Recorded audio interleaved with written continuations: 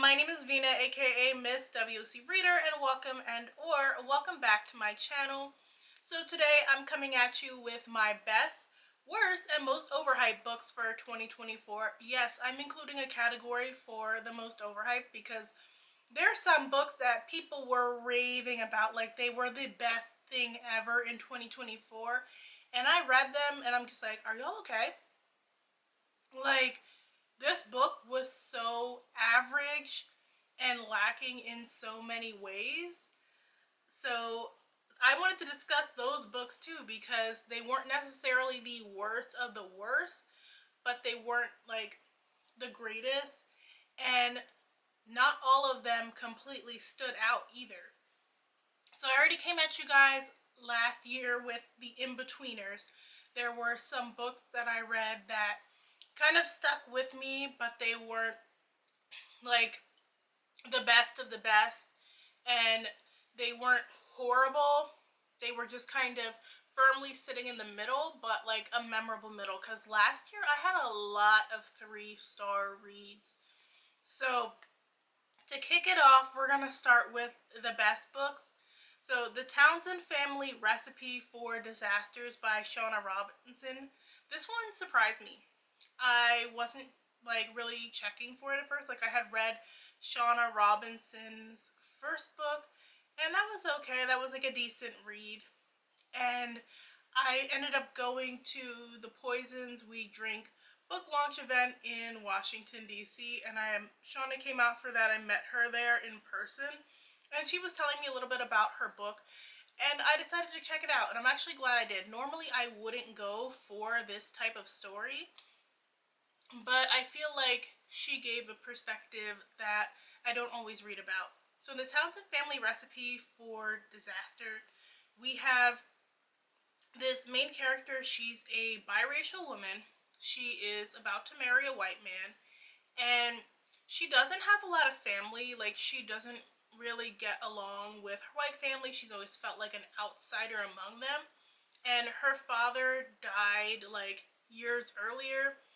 Her grandmother has recently passed, and she's feeling like she doesn't really know her father's family, and she has so many questions. And before she marries into this very, very white family where she also feels out of place, she wants to try and get to know her black relatives.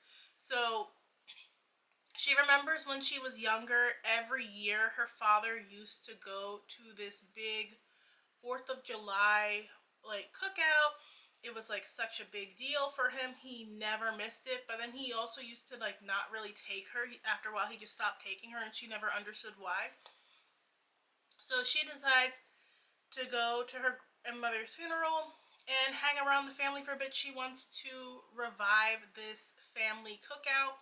Along the way, she learns some secrets about her family that she never expected, and she's really able to come to terms with her identity and be able to speak up to both this new family that she is marrying into, as well as her family that she grew up around.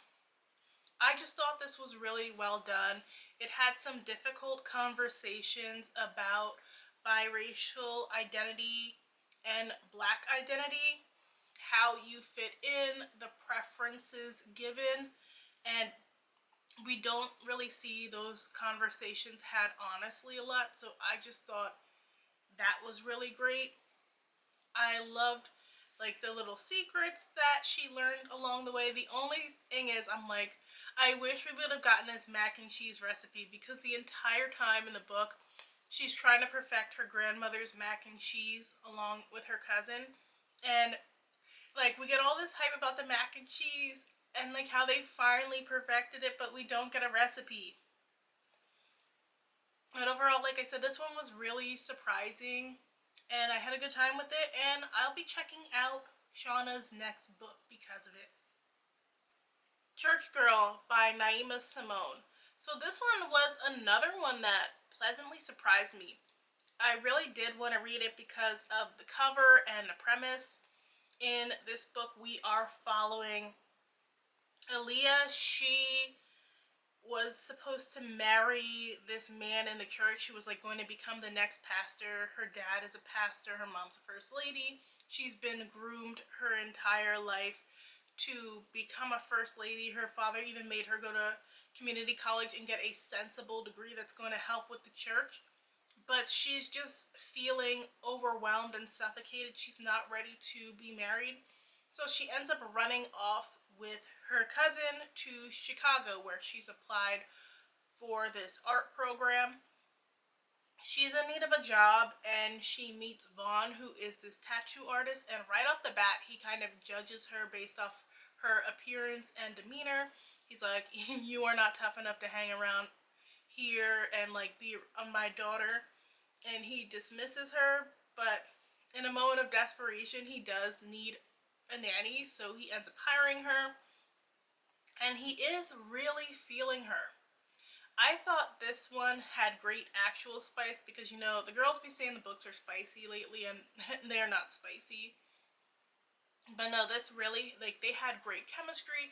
I loved Vaughn as a male main character. We don't get a lot of these black male characters lately in romance who have such a distinct personality, who aren't like the super sweet cinnamon roll. Like, he felt like a, like, to put it nicely, like a hood dude from Chicago. He was actually about that life. Like, he didn't sugarcoat anything. He gave it to her straight when she needed it.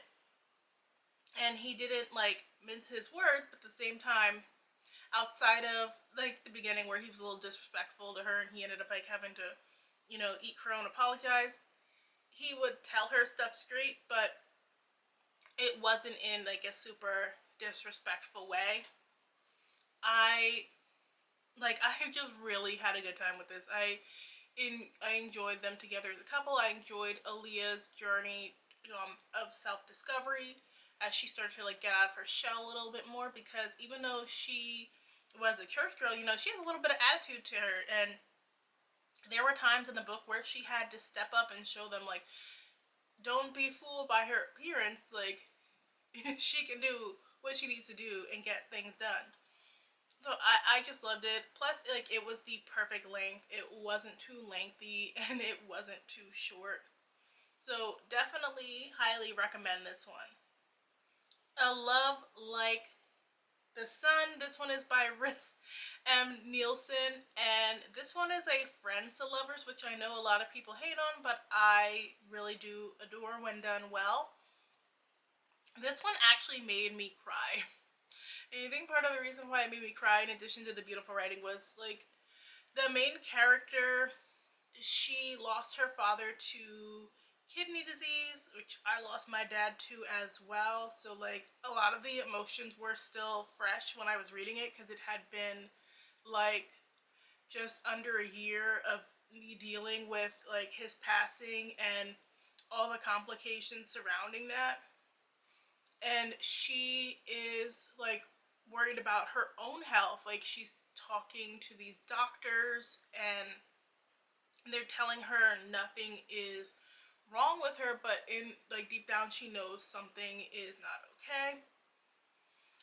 She has her best friend Isaac, who tries to help her with her struggling small business by pretending to be her boyfriend.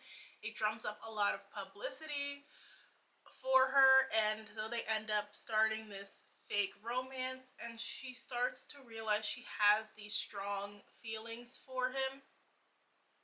I just loved how he encouraged her and cared for her.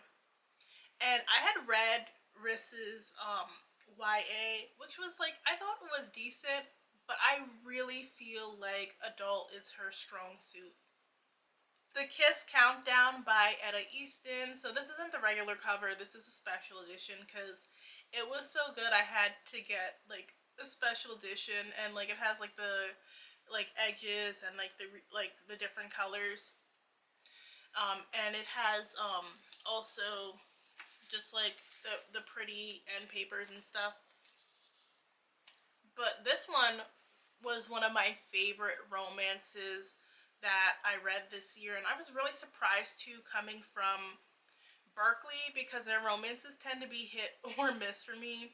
I love this whole premise. So this is also a fake dating. In this case, we have a struggling event planner and an astronaut, which I had not seen an astronaut main character in a romance book yet. So I love that because there's just something that's been so fascinating to me about space. I got to visit the Kennedy Space Center a couple of years ago, and my sister and I had such a blast there. I remember during like the earlier days of the pandemic when they were doing that like streaming from the International Space Station and watching Victor give these updates on Twitter. So that kind of played into like all that fun I love about space. But yeah, so in order to like make her ex-boyfriend jealous because he's already moved on, she and this astronaut like just agree to pretend they're boyfriend and girlfriend in the moment. And he's like, so how do you want to, like, how about if you do this long term just to get my parents off my back, and you can move into my apartment because I have a spare room and you know you're really struggling for rent, and also I'll let you live there rent free. And it's like a slow burn, but it's a very satisfying slow burn. I loved reading about them connecting. I loved watching our main character start to like acknowledge her emotions as well, because a lot of times she puts her own feelings on the back burner and has put stuff on the back burner worrying about her mom and her mother's health, which is another thing that I could really relate to.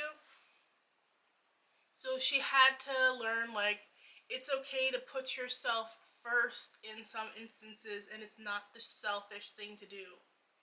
Um, and I thought it was really good because even though this only has one POV, I really thought she did a great job expressing how both characters feel about each other.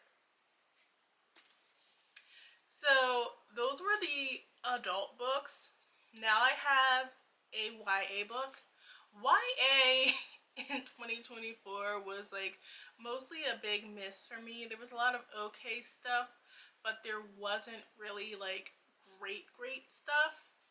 The only one that I say like really stood out to me that I was like highly memorable and I really enjoyed was Blood at the Root by Ladarian Williams.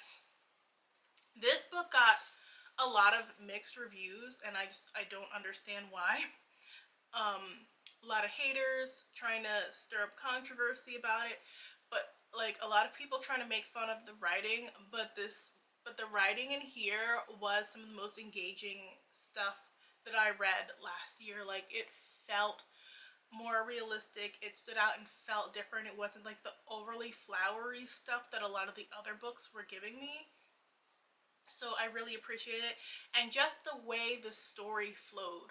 Like it starts off a little slow with Malik trying to escape his town. Like he has been on his own since he got emancipated, but he decides to go back and save his foster brother from an abusive household, and they're going to go on the run together. While he is trying to run away, he encounters this god who tells him he has this grandmother who is alive. He had never heard of this grandmother, and she lives in New Orleans, and like he knows he has these magical powers, but he doesn't know how to fully use them, and she's going to help him use them. He ends up getting accepted into like this summer program at this college to start learning about his magic and how to control it. And along the way, he's uncovering secrets about his family and the disappearance of his mother, who he thought was deceased. Like I said, this one, it gets like after you start getting to the school, like it is action packed, and there were so many interesting facets to how this world worked, and I'm excited to see what the sequel has in store. So now I want to get to like the chapter book portion, there was one chapter book that really stood out to me. I thought it was a lot of fun, and that was The Trickster in the Vase. This one is by Sophia Ozomogeni. I probably butchered that, so I'm really sorry. Everything is going to be linked in the description box down below. And Sanjay Charlton. This is book one in the Osage Twins series, so I'm excited for book two. I think this will be great for the girls, especially because now they're starting to move up from picture books. They know how to read, but they're still at that age where they need pictures to go along with the words, and this is one of those beginner chapter books, so it kind of eases them in to reading more challenging stuff. And they really do like magic, and it's hard to find magic centered chapter books for Black children. So I like this because like these are just some troublesome twins who end up messing with a vase in their grandfather's study, and this trickster god comes out and starts wreaking havoc all around their neighborhood. We have this graphic novel. It's the first in the Blue Star series. It's Mission 1, The Vice Principal Problem. It's by Kikla Magoon and Cynthia Leitesh Smith. Illustrated by Molly Murakami. This follows two biracial girls. So one is black and half white, and one is black and indigenous. They both end up moving in with their grandmother in Oklahoma. One because her parents are moving to this city and they're trying to get on their feet, so they're staying with grandma. Or while the other, her parents are in the military, so her parents want her to have somewhere that's more stable. So these two cousins, they have not been around each other since they were 3 years old, and it's an adjustment, like a new city, new school, learning to live with people you've never lived with before. I think a lot of people can relate to growing up with grandma or like cousins for a while in the same household. So that was refreshing to see because you don't see a lot of that in books. And like the starting a new school and making new friends and finding your interest part is just something so many tweens can relate to. On top of that, they're dealing with this terrible vice principal. He is trying to make it so like basically school is one big detention center, and they have to figure out a way to thwart him. This is a quick read, very interesting. I love like the different things we learned about the two girls and their love of robotics, and I look forward to reading the next one in the series. For picture books, I have Peaches. This one is by Gabrielle Davis and Kim Holt. And basically we have this girl whose family owns an orchard, and she's learning to make the peach cobbler just right, just the way her mother used to make it. Her mother is deceased, so she's growing up with her father and spends a lot of time with her grandmother. And this is just a shared tradition between the two of them that she's embracing as her own. So that was such a beautiful thing. The Quacken, this one is by Justin Colon and Pablo Pino. This one was a lot of fun. It was very funny. The girls really enjoyed it. So we have this boy, he goes off to like this summer camp, and one rule at the lake is don't feed the ducks. And he soon learns why you're not supposed to feed the ducks, as this huge monster duck comes out and tries to eat him. So this was just a cute, fun story. Like the girls really did have a great time with this one, and I think it's worth checking out if you're just looking for something that's going to easily get their attention. To round out the best, we have Yumbo Gumbo. This is by Keela V. Dawson, illustrated by Katie Crumpton. This is a part of the Storytelling Math series, which is really cool because math can be so challenging, especially for some kids. So it's nice when you have a book that puts math in a smart way where it doesn't feel like they're learning. In this one, the family are partaking in their Creole traditions. There's some Creole words here that they can learn as well. And they're trying to figure out what type of gumbo to make to satisfy each member of the family. We have a little bit of a lighting change going on here. So I was filming and the sun only comes out for like half an hour bright around here since it's winter. And then I had to stop and do an hour-long phone call. Plus my camera kept overheating, so it was like off and on, off and on. So now I'm back with the worst books, and there were quite a few because it was a year. So the first one was Make the Season Bright by Ashley Herring Blake.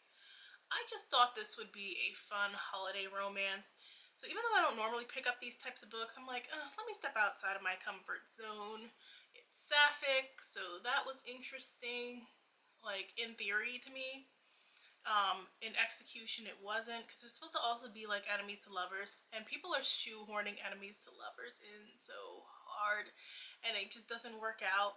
And these were two women that were engaged at one point, and I didn't understand why they broke up. Like I didn't understand why they decided to never marry. Like they were just too damn indecisive and really didn't belong together. On top of it, it was just boring and dragged.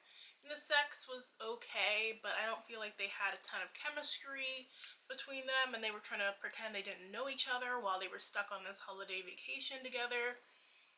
It was a mess. I didn't love this one. I ended up like speed reading to the end because I'm just like, it was cooking that day. I was like experimenting with this new meal, so I'm just like, I'm gonna just continue to read it while I cook this meal, just because I already started the audiobook and I needed some audio. Otherwise I would have ended up DNFing it, because this was not great. Grim Reaper's Lawyer by Mia Monique. This one, I should have known to avoid it if I would have paid attention and saw it was a book talk book, because book talk has the worst taste. So if I would have known it was a book talk book, I would have avoided it. But what happened is it came up as a recommendation on Hoopla. And I'm like, Hoopla tends to recommend me things that are in line with my taste. The cover that I saw on Hoopla was also pretty interesting, more interesting than the cover on Kindle. I guess like this was so popular that Recorded Books ended up giving her a contract for the audiobook. And so I listened to it, which was also a mistake. The narrator was awful. She was terrible. She basically read this in like a newscaster voice, which did not help whatsoever. But I'm like, you know what? I don't have KU. I'm not trying to buy this book because so far I'm not impressed by the storyline. I'm just going to continue. So eventually I was able to just kind of like tune out the things I didn't like about the narration. But this character was 30 and she acted like a child. She acted like a petulant child. The jokes in here were too try hard. They did not land.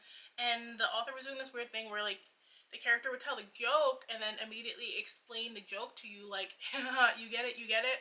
That didn't work for me either. I didn't feel like she and the love interest had much chemistry, and it was weird. So this was like an interracial romance, and he would completely switch his personality in the bedroom to being really dominating, and that was kind of icky.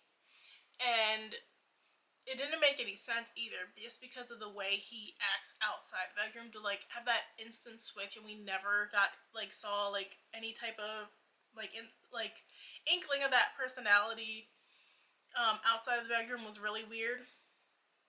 This was not a fun time. it had potential to be a really like just funny like story, and I was frustrated while listening. I really was. Like, the plot started off decent and just deterred completely. Like, it should have just been smut. It should have just been smut because like she kept stopping and starting the plot, and we'd go for weeks without her our main character actually doing the Grim Reaper lawyer job.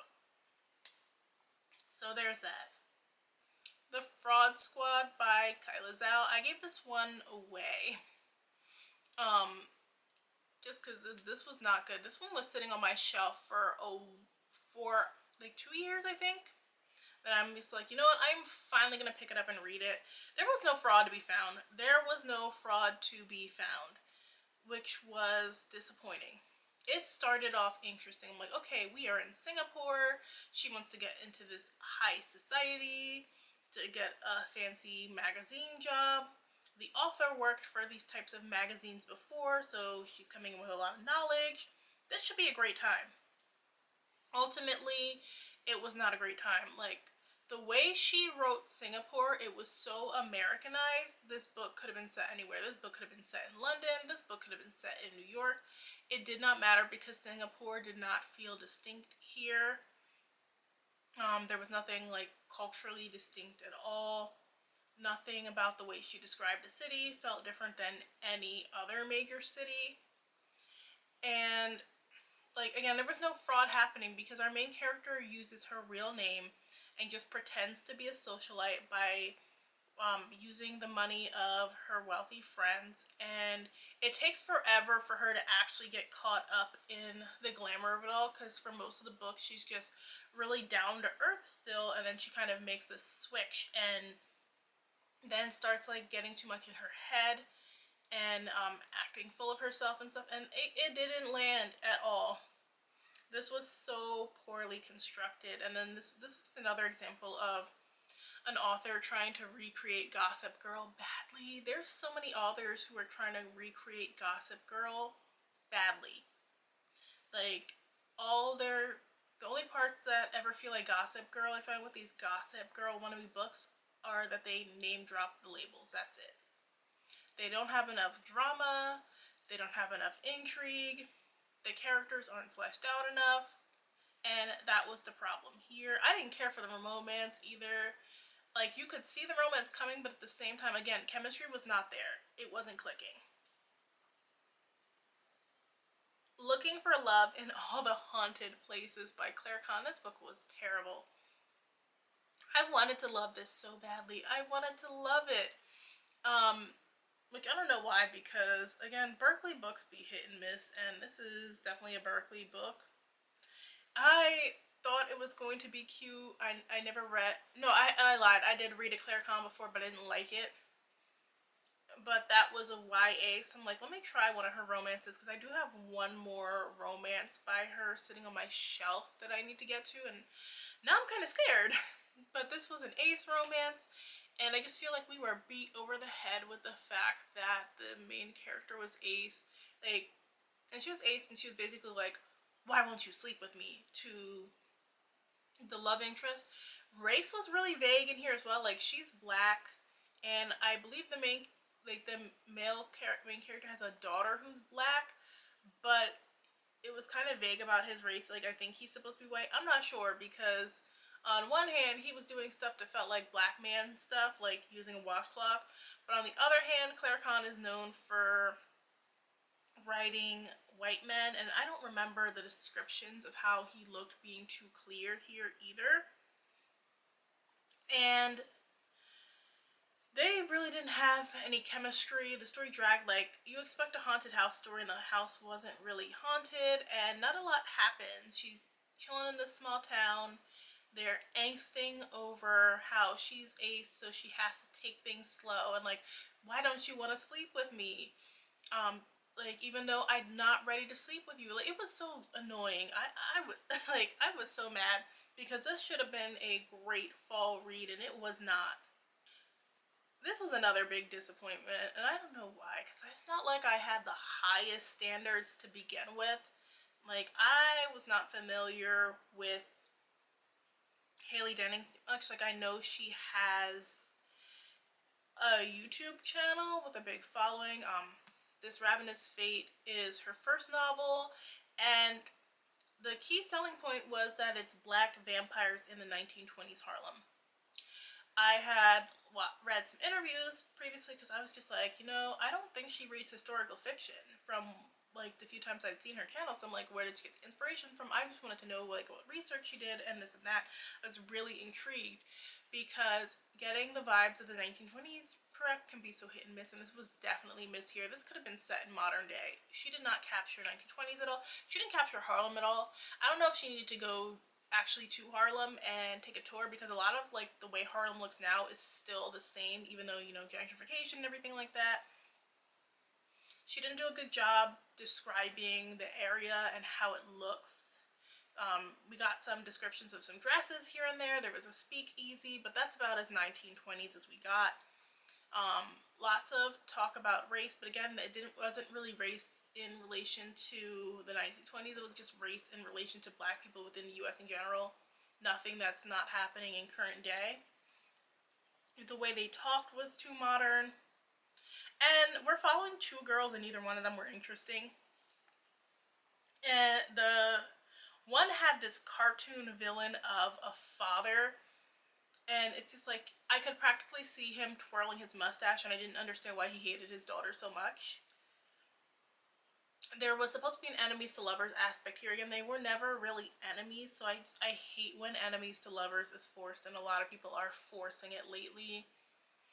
The vampire aspects weren't remotely interesting, and this was too long. And also, it was like overly yappy, used too many metaphors, like just that type of prose that I hate that people think automatically makes good YA writing. So that was kind of annoying me from chapter 1. I really should have DNF'd this, but at this point, publisher had gifted me this copy of this book, and everybody around me was DNFing it. So I'm like, you know what? I'm going to finish it because I'm going to talk about it.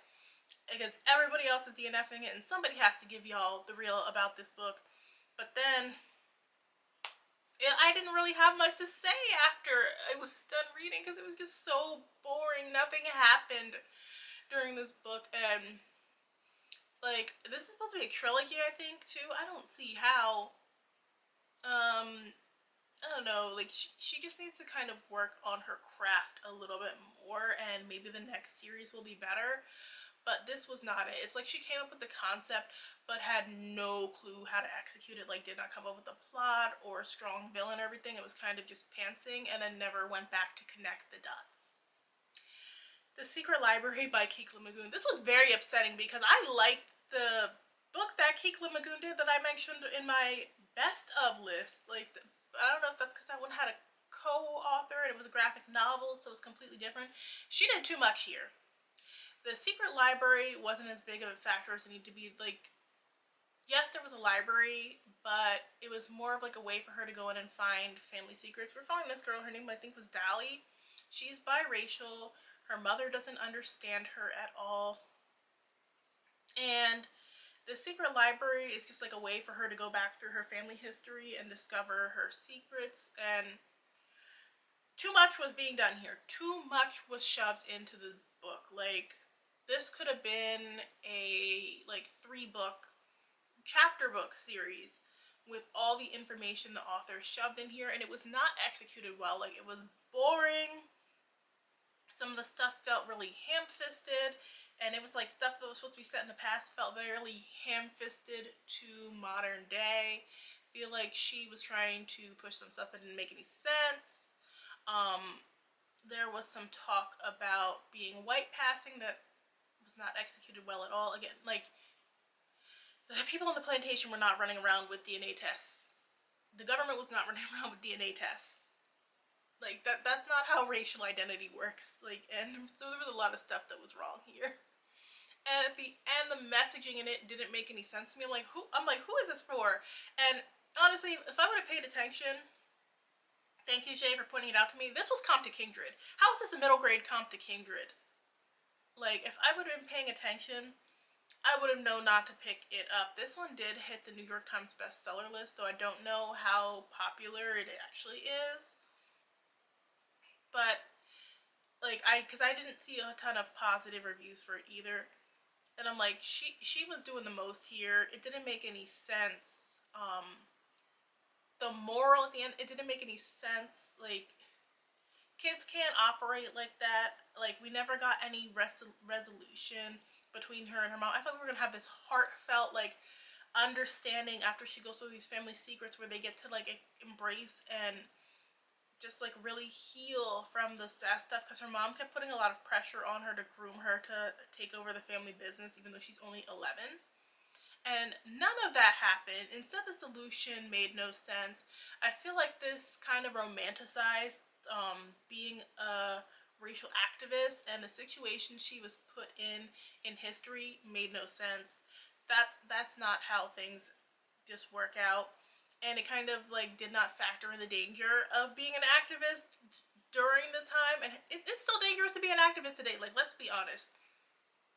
So this was not it, and y'all lied. So somebody who read this book early lied to my face and said this book is fun and sexy. It was not. Oh my gosh.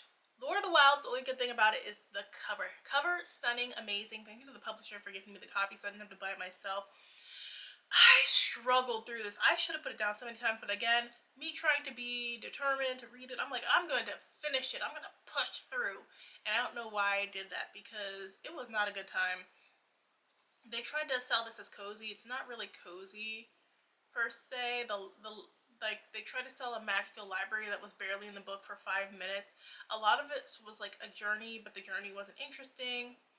It was very weird because like the world they were in was like a kind of medievalish like Europe situation, but with modern day elements. Like, we had the main character going to like ye olde farmers market and buying leggings, and going to like ye olde beauty supply store and getting curl cream and worrying about her curly hair while they're on the run from these fae that are trying to kill them.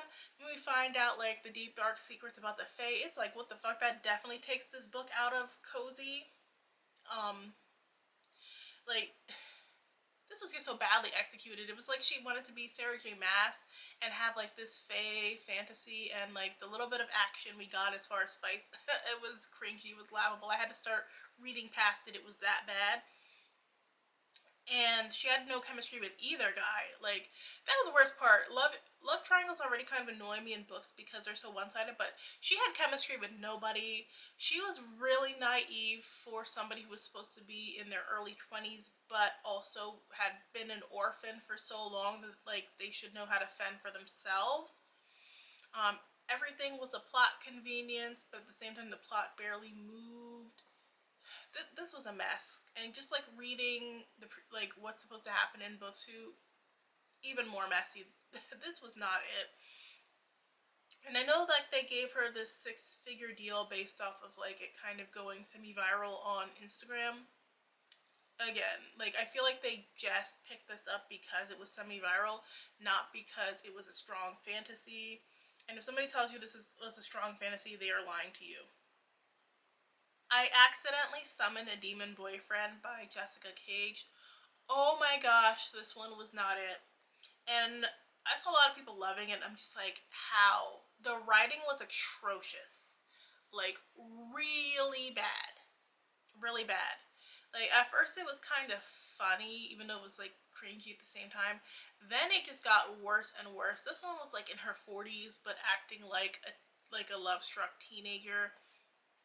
She decides to read this spell out of her favorite romance book because, you know, life be tough, and she just wanted a man.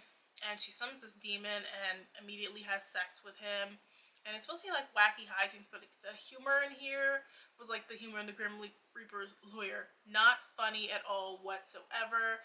The situations that they got put in were not funny at all. I don't even think she and the love interest had great chemistry. She had more chemistry with this one demon witch chick who appears in the story, who she ends up having sex with, who he takes her to her to help, and knows that like this demon witch is gonna have sex with her, but then gets mad that she has sex with her. Like that made me so mad. There was no real strong, clear plot. Like I just think that Jessica K wanted to write something that was in the vein of like these other monster smut books that people are enjoying.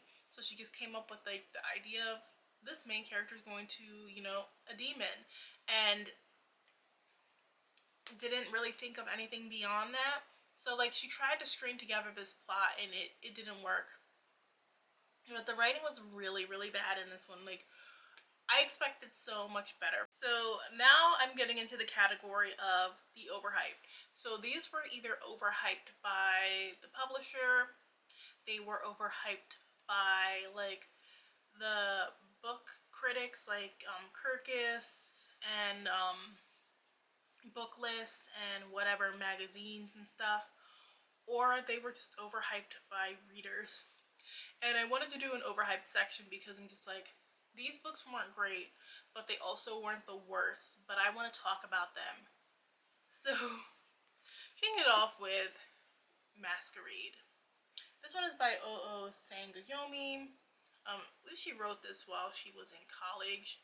There was a lot of hype around her being a young author and writing this. And they kept pushing this one as fantasy at first, and this one is not fantasy. And the crazy thing was, it was getting featured on all the fantasy lists, it was in all these fantasy magazines, and then, like, right before publication, she's like, actually, this isn't fantasy, this is supposed to be historical fiction. So you guys need to change your mindset when you're going into it and know it's not fantasy. Everything like that is written by an African author is not necessarily fantasy. But I feel like with like using the term mythology, and again her publisher putting her in fantasy spaces, that's where people were confused. Like, y'all were marketing this book as a fantasy and it wasn't a fantasy. So that was the first issue. That I do read historical fiction, so that didn't deter me. I'm like, I'm still gonna read it. I credit the audiobook narrator heavily. She had a great voice and she made this very like readable, like it was good to listen to. But not a lot happens throughout the story, and the ending is very, very rushed. So we're supposed to see this character who is like 19 slowly rise as a leader. Like, she has a bit of like Stockholm syndrome going on because she gets kidnapped by this prince or whatever and falls in love with him, and he promises they're going to rule together. And I don't understand why she wanted to rule, because she knew nothing about nothing. But we're like, there was little indicators here and there like she could learn about ruling. Like, I did like when she was using the women's network to figure out what was happening with enemies, but nothing about the way she moved, especially because she was so naive up until like literally the last chapter, indicated that she would make a great ruler. But we're supposed to like love that ending where she just takes her power, and like, no, it didn't land. It could, because it wasn't built up well. It wasn't built up well. Like, I thought I was just gonna get this strong warrior, and she really wasn't a strong warrior. She had like a lot of mommy issues that were unresolved. She didn't have good faith in herself. She was not nearly as cunning as we are supposed to believe in the last chapter, and it did not work out. Thinking back to this, it's not that memorable because she didn't do enough throughout the narrative. And this was getting praised like everywhere. Forbes, Kirkus, Booklist, like so many different places, and I'm just like, but this was flat though. 12th Night, this one is by Alexine Farrell Falmouth, who's also the author of the Atlas 6. I never read the Atlas 6, I can't comment on that. I can comment on this though. This was a Reese's Book Club pick, and it was just okay. It was an okay YA romance. Diversity, of course, at the forefront. However, the way the diversity was utilized could have been better. There was a lot of feminism talk here, and feminism in relation to being in these very male dominated like role player game spaces, but I feel like we took the white feminist approach, which I feel like we take often in a lot of these stories, the white feminist approach. And the white feminist approach is not necessarily the woman of color feminist approach. This character, Viola, is Filipino, and not much was said on that end and how she would navigate these spaces as a Filipino woman specifically. So I wanted more of that. I felt the feminism was so heavy-handed, like especially when it came to the stuff with her mom. She was just mad because her mom got in this relationship and it was like more lovey-dovey and this and that. She's like, she was such a strong woman and blah blah blah blah blah. She used to be an ultra feminist and act this way, and I'm just like, like some parts of this felt a little bit dated too. Like I don't understand why like this would be something that Reese would want to adapt, because that's why Reese generally picks up these books. Like they're ones she wants to turn into like a TV show or a movie. This doesn't need an adaptation. Society of Lies by Lauren Ling Brown. So this one was also a Reese's book club pick. It's dark academia, and honestly, I'm gonna need publishers to step it up with dark academia in general. The books that they are publishing are not really giving. I feel like everybody's just falling back on the easy things and not really exploring deep enough and actually like, you know, dealing with the academia aspects. So in this one, there's this secret society that two sisters get stuck into. So they both go to Princeton at different ages after losing their parents, and I feel like the older sister had a better narrative voice than the younger sister. It took like until about part 2 for me to really get interested in the story, and it got confusing at first. Like it was hard to differentiate which sister was which, because again, they both went to Princeton. They both kind of act the same. Like they're both biracial girls, like half Asian and half black, who had somewhat similar experiences at Princeton despite their time being spread out.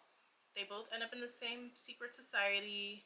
They both seem to really want white approval. And that's another thing I don't really understand with these dark academias that I'm seeing come out by authors of color. It's like characters needing white approval for stupid stuff. Like it's not like about doing the best in class. It's like white approval to be in these groups where they just like drink and party and do drugs and stuff. Like I didn't see the appeal. Like this is supposed to be a well-connected secret society, and that's supposed to be part of the appeal, that you want to get in because you'll have a job set for life. But just going to Princeton alone puts you like in spaces you need to be in. Like that will be like you'll be able to get a job just because people are so familiar with your school. So I don't see the need of being in these like secret society where they're like, she was doing stuff like doing the homework of one of the members' children and like taking the SATs for them and stuff like that. It didn't make any sense. But basically, like the one sister ends up getting killed, and her POV was not needed. Her POV was not needed. I would say, as far as a thriller, very straightforward. This is like, if you've never read a thriller before, maybe this would impress you more. I would say maybe this is a good transition for the people who are coming out of YA and reading more adult. But at the same time, this author overuses one of the most cringy phrases, and that's like, I exhaled a breath I didn't realize I was holding. That was on this page at least 5 times, and I'm like, for why though? For why? Why are we continuously writing this cliche phrase into books, especially in 2024? It didn't make any sense. Like, and I enjoyed like some of like the older sister's journey, especially in her present day. But this book is not something that I'll remember in a few months. Last, I have An Academy for Liars by Alexis Henderson. This book is vibes. That's like the majority of the reason why I see people really enjoying this, vibes. People keep talking about like it's this great black narrative. Somebody tried to tell me this was like, this had allusions to slavery because it mentioned like plantations and stuff, and antebellum and stuff. I'm like, no. It mentioned that stuff because it was set down south, not because it was an allusion to slavery. And if it was an allusion to slavery, again, which I feel like is a huge reach, it was doing a bad job because the main character is supposed to be black, then also one of the villain people is supposed to be black. So, and like both of them are, all of them are like basically have the same goal of trying to uphold the school. So it didn't really make any sense. Like, it's supposed to be allusion to slavery, we should be trying to tear stuff down. But like, we follow this girl who is a hot mess, and she had no character growth. No character growth throughout. Like, I don't understand why nobody's talking about how she had no character growth. She starts out the book all up under a man and upset because this man is cheating on her, only to go immediately fall for this man who didn't even like her. He didn't even like her. He was her professor. He didn't show any interest in her, but this romance ate up the majority of the book. I'm like, if you are going to do a professor-student romance, or get off the pot, because you can't be teasing us for the whole book and nothing is actually progressing. Like, they didn't even kiss till like the 75% mark, and then when they had sex, it was in silence. Nothing but the headboard banging. That's not sexy. And somebody lied to me and told me this book was sexy too. That was the worst part. Sexy where they didn't have any chemistry. The way the magic worked could have been interesting had the classes made any type of sense. We didn't get enough about the magic system. There was an overusage of the phrase elevator. This school is kind of hidden from the rest of society, but at the same time it's supposed to impact the greater world around it, but we don't see the impact of the greater world around it. Like, none of that was ever explained at all. Like, at one point the professor is writing letters to some congressmen but like, we don't get any explanation for how this factors into the government whatsoever, especially since this school is like a secret, and if you try to tell people about this school, you physically cannot, like, you get, like, your words just will not come out. And again, she didn't know anything about this man, but was like head over heels for him. And even towards the end, she's like, info dumps. Like, we get all these twists coming out of nowhere that weren't built up at all, and it's like, this man was lying to you the whole time, but that didn't faze her at all. She was mad for like half a second and then just went right back to being all up under him. Like, this cribbed off of Vita Nostra so heavily, but it did not have the complexity of Vita Nostra. Like I said, we didn't really deal with anything academic. The way she moved just didn't make sense, and I think that's because so much her backstory was left out. Like, she hated her parents, but we never understood why. And then I read an interview where she said, like, originally she was going to put in that the main character had all these issues because she was a child star and like her mom forced her into modeling. That would have made sense and would have explained some of her issues with her parents, but because none of that was put on page, we don't have any explanation for her mental health issues and why she's so flighty and why she likes to sleep with authority figures and this and that. So it's just like her going through these actions. Like, the first thing she does when she gets to the school is sleep with some random, which I don't feel like she needed to sleep with this random. Like, it was just used to slut shame her later, and it's supposed to like show, oh, she has issues with this man later in the book. She could have had issues with him as academic rivals without having to sleep with him. Everybody was defaulted to white here too, which was really weird because only our main character really and a couple of other people are black, and that also does not factor in to how they move through this elite space, even though it came up conveniently when they wanted to talk about the one white man at the school being racist and stereotyping him as like a plantation owner type of person, based off of his accent and being from the South. Like, this, actually thinking about it more, is just making me mad because everybody was praising this, like, this is the best thing since sliced bread, and I'm like, it was so vague. Like, I don't even understand what the moths mean. Like, I had to watch several people's like reviews and like read stuff, and nobody was really talking about the symbolism here. Like, I can guess what the moth means, but that wasn't ever explained on page, and I feel like even though the moths came up, it's like, if you're gonna bring it in as a symbol, it should have been explained. Like, it just felt like she threw together a lot of ideas from various dark academias, but didn't actually want to like deal with the academic aspects of the dark academia. It's not as like lush and descriptive as some of the other books. Like if you want a more lush and descriptive dark academia, Catherine House is better. That one was vague too, but I just feel like that one did a better job than this. Amari and the Despicable Wonders by B.B. Olsen. This is another one where I feel like it started good as a series. Like book one was solid, it was interesting, it felt a little bit different. There was really strong characterization, the world was cool, and then it just went downhill with every book. This book was not it. This book was very bland for a middle grade. Like it fell in line with like a lot of the other bland middle grades we've been seeing recently. Like folklore felt like it was being thrown in for the sake of folklore being thrown in, with these new characters being introduced just to say we put folklore in, not because they had a lot of impact on the actual story. We spent so much time building up to Quentin to barely see him on page, and then when he was on page he was just being annoying. Like Amari was expected to carry the weight of the world on her shoulders, and I didn't even understand that because like it didn't make any sense based off of her status in the book as far as her powers. There she had more like guilt over old girl who was Dylan's sister than her mom, and her mom possibly being in danger. I didn't love that. I wish we would have seen more Quentin and Maria, because again they were built up to be such this big thing and then nothing happened.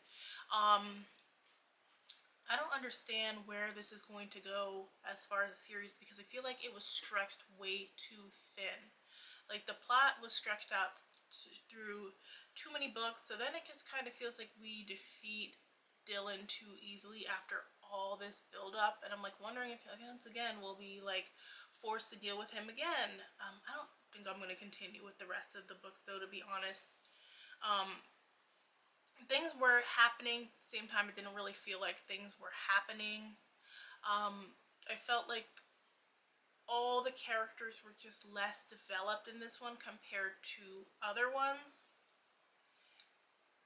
and some of the fun that really made like some of like the fun unique aspects that really made book one interesting were just not present here.